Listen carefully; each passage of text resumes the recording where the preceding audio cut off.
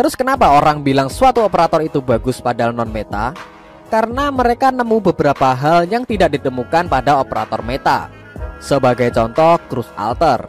Aku bilang dia bagus dan setara dengan Exusiai. Tapi banyak yang bilang kalau Cruise itu gak bisa dibandingkan dengan Exusiai. Ini aku catat, nanti aku lihat komen ya. Pasti ada yang bilang. Katanya Exusiai lebih jauh di atas Cruise dan gak ada yang bisa gantiin Exusiai. Ya memang gak ada yang bisa gantiin. Dan aku gak bilang kalau Cruise itu gantiin Exusiai. Enggak, aku bilang Cruise Alter itu setara dengan Exusiai. Beda loh. Kalian sering-sering join anak senja deh biar bisa mikir. Tapi apa yang terjadi kalau Cruise Alter punya level yang sama dengan Exusiai dan skillnya udah mastery 3 semua? Tentu saja Cruise bisa berdampingan dengan Exusiai. Aku bisa bilang kayak gitu karena DP cost-nya lebih rendah, terutama di akunku. Exusiai ku belum poten sama sekali ini. Tapi Cruise udah full poten karena gratisan. Mereka sama-sama bisa bunuh Frost Nova di fase pertama. Cruise dengan skill 2 dan Exusiai dengan skill 3. Terus Cruise punya peluang buat ngasih stun ke musuh dan nambah damage. Exusiai enggak, tapi setiap skillnya memberikan pertambahan attack. Cruise punya kamuflase. Exusiai punya cooldown yang rendah di skill 3-nya. Loh, terus kok dibandingin? Cruise punya kamuflase, dia akan hilang. Dia nggak akan ditarget sama musuh yang memiliki tipe serangan jarak jauh. Terus skill kalau pakai skill 3, musuhnya yang hilang. Adios. Sebanding kan? Kalau aku bandingkan Exusiai dengan Blue Poison, Grey Throat, Platinum, Mai, Meteor, itu udah beda. Tapi kalau sama Cruise, mereka sejajar. Ya Exusiai lebih tinggi dikit sih karena dia emang bintang 6. Dan tentu saja aku dikatain sebagai pemuja Cruise. Ya memang, sebagai operator bintang 5 yang dimana kebanyakan dari mereka punya skill yang nanggung, Cruise bisa menutupi kekurangannya. Tapi apakah Cruise bisa menjadi meta? Bisa. Akan ada saatnya Cruise akan menjadi meta. Lalu ini Spectre Alter khususnya. Banyak yang komen Spectre mulu di videoku. Dan ada yang komen kalau banner Spectre itu udah ada di depan mata tapi malah aku skip. Nah, emangnya kenapa? Spectre itu bukan meta, you know. Aku liatin grafiknya lagi ya. Apakah kalian kelihatan Spectre ada di mana? Iya, benar sekali. Spectre Alter ada di sini. Enggak jauh dari Mostima. Dan poinnya itu enggak terlalu jauh gitu loh. Nah, ini aku zoom out lagi. Mari kita lihat berapa banyak operator yang dikatain gak guna, tapi di atasnya Spectre. 1. Skadi. 2. Carnelian. Ya, masih di atasnya loh. 3. Palas. Palas nih padahal punya self healing loh, tapi dikatain gak guna. Bodoh emang. Terus Chen versi Guard. Nah, ini ada di atasnya loh. Rosmontis, Unectus, W, KOB malah jauh di sini loh. Glamishine, Gladia jauh banget malahan. Nah, terus kalau di alter di mana? Di atas, oh. Ini loh. Dia udah jadi dewa, makanya dia di atas sana. Makanya jangan macam-macam sama Skadi alter kalian. Jadi kalau aku ditanya Spectre ini bagus apa enggak? Yang alter loh ya. Spectre ini bagus apa enggak? Tentu bagus, tetap bagus. Soalnya nggak ada kata operator jelek di kamusku. Semua operator bagus, tergantung player dan juga stage yang dimainkan. Lalu apakah waifuable? Tentu saja. Tapi tentunya aku lebih condong ke Gavial.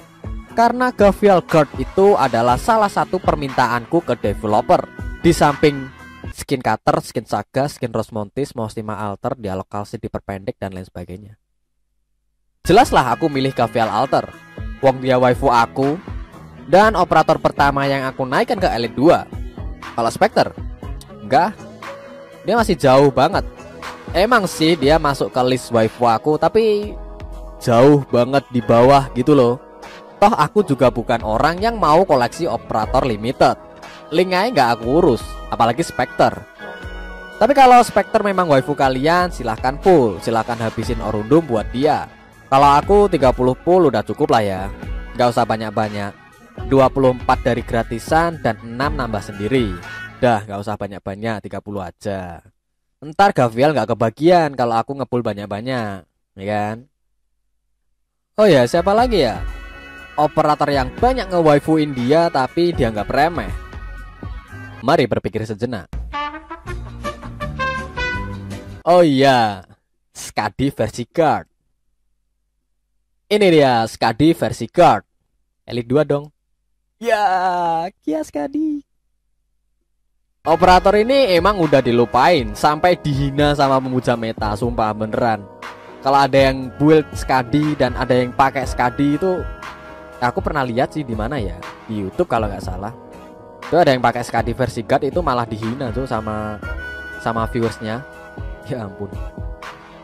Kalau di Lord, Skadi itu memang OP parah, dia memang overpower. Tapi kalau di gameplay dia dibilang jelek. Oke, mungkin di sini aku harus kasih tahu ya, kalau lore itu tidak bisa disamakan dengan gameplay. Tahu Helagur? Dia punya pengalaman perang paling lama loh di antara semua operator di Arknights. Tapi apakah dia masih sering dipakai? Enggak, udah dibuang dia. Sama kayak Skadi. Dia punya kemampuan bertarung yang luar biasa loh. Tapi apakah dipakai? Enggak, udah dibuang dia. Hanya pemuja Skadi aja yang tahu bagaimana cara pakai Skadi. Beneran deh. Dan kalau dikaitkan dengan lore, logikanya gini. Skadi itu kan pemburu ya kan. Namanya juga Abyssal Hunters. Hunters, pemburu ya kan. Nah, pemburu itu umumnya memiliki kecepatan yang tinggi dan kemampuan yang tinggi. Untuk mendukung kecepatannya, tentu mereka memakai pakaian yang serba minim. Ya enggak, maksudnya minim itu tipis gitu loh. Bukan kayak Chain Alter, enggak, bukan. Coba kita lihat bajunya Skadi yang Elite 1 ya, yang ini. Coba kita lihat. Aku zoom ya. Aku nggak yakin sih di balik bajunya Skadi ini ada armor kayak punya Null atau Blemish Shine. Soalnya kalau kalian lihat lagi, ini perutnya kelihatan sedikit. Tentu di balik bajunya dia hanya memakai pakaian dalam. Udah, itu doang. Gak mungkin dia bakal pakai armor segede Blemish Shine gitu di belakang bajunya ini. Kan gak mungkin gitu loh. Terus ini jubahnya. Ini cuma jubah yang dimana jubah itu umumnya juga ringan dan tidak mengandung besi, aluminium, perak, emas, perunggu, karbon, titanium, uranium, atau bahkan vibranium. Enggak. Itu cuma kain biasa yang tebalnya mungkin setebal kaos yang kalian pakai. Jadi nggak heran kalau defense-nya dia itu rendah. Berapa ya defense-nya? Elite 2 max 263. Jadi nggak heran kalau defense-nya itu cuma 263. Terus North Radiant Knight. Kalau aku ngomongin tentang pakaian ya, mirip sih sebenarnya. Tapi kalau tentang gameplay ya udah beda. Udah beda lah cara pakainya. Ya meskipun skill 2-nya itu mirip lah cara pakainya. Coba ya kita lihat. Dia kan jadi Dreadnought Guard yang ya semua orang bilangnya defense-nya itu rendah gitulah. Coba kita lihat di sini, aku zoom. Di sini bisa kita lihat kalau tangannya ini kelihatan, pinggangnya kelihatan, ya kan? Dia pakai celana pendek, cuma ketutupan sama ini apa namanya, entahlah. Ya kan? Terus lekukan di dadanya kelihatan jelas. Armor cuma pakai di sini sama di kaki sama di sini doang. Sama ini di bahunya cuma satu doang, di sana nggak ada. Masa dengan pakaian kayak gini kalian mengharapkan defense 500? Kan nggak mungkin gitu loh. Makanya kalau ada yang mengkaitkan lore sama gameplay itu kadang aku bertanya-tanya, orang ini bisa mikir secara logis gak sih? Coba lo kalian lihat lo, bajunya cuma kayak gini loh. Nah bajunya cuma kayak gini loh. Lekukan di tubuhnya itu kelihatan. Jadi kan bajunya itu emang tipis gitu. Coba aku bandingin sama yang versi Defender ya. Nah tuh kalian gak bisa lihat pinggang, kalian gak bisa lihat dada, kalian cuma bisa lihat tameng. Terus iki apa ben jenenge ben? Oh iya, kalian bisa lihat tameng, kalian bisa lihat dada, kalian bisa lihat ekor, kalian bisa lihat Pegasus. Kalian gak bisa lihat dada sama paha. Tapi defense-nya 462 karena dia pakai armor gitu loh. Mikir yang logis gitu loh.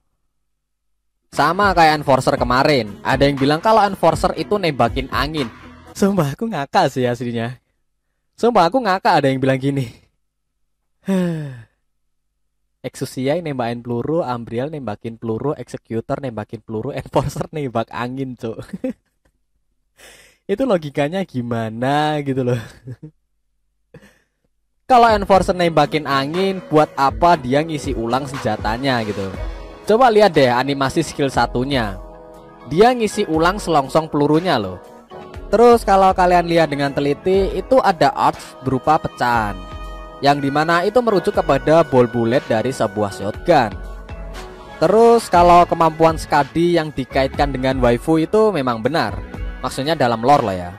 Soalnya gini, buat aku sendiri ya, kalau udah seneng sama satu operator, aku sering-sering baca artikel tentang dia. Mulai dari arsip, voice line, operator record, dan lainnya. Pokoknya semua tentang dia lah. Bukan semena-mena membaca aja sih, tapi juga pengen tahu operator ini bisa kayak gini karena apa, operator ini bisa ngatain operator ini karena apa. Kayak Exusiai yang disinggung sama Arketo karena Exusiai pernah ledakin sekolahnya sebanyak 17 kali. Bayangin dia ngeledakin sekolahnya 17 kali anjir. Waifu saya satu ini ada-ada aja kalau gabut. Dan juga Gavial, yang dimana Arcosauria itu harusnya adalah petarung, bukan tenaga medis. Tapi Gavial melakukan itu karena dia telah menyelamatkan Tomimi dan terinfeksi, lalu menyadari kalau didiskriminasi oleh sukunya sendiri itu rasanya, ya tahulah rasanya. Cup, kamu udah jadi petarung yang hebat kok Gavial. Udah, gak apa-apa, kamu udah jadi bintang 6 kok. Kayak gitulah contohnya. Kalau udah suka sama suatu operator, terus nemu artikel apa tentang operator itu, pasti dicari lah sumbernya.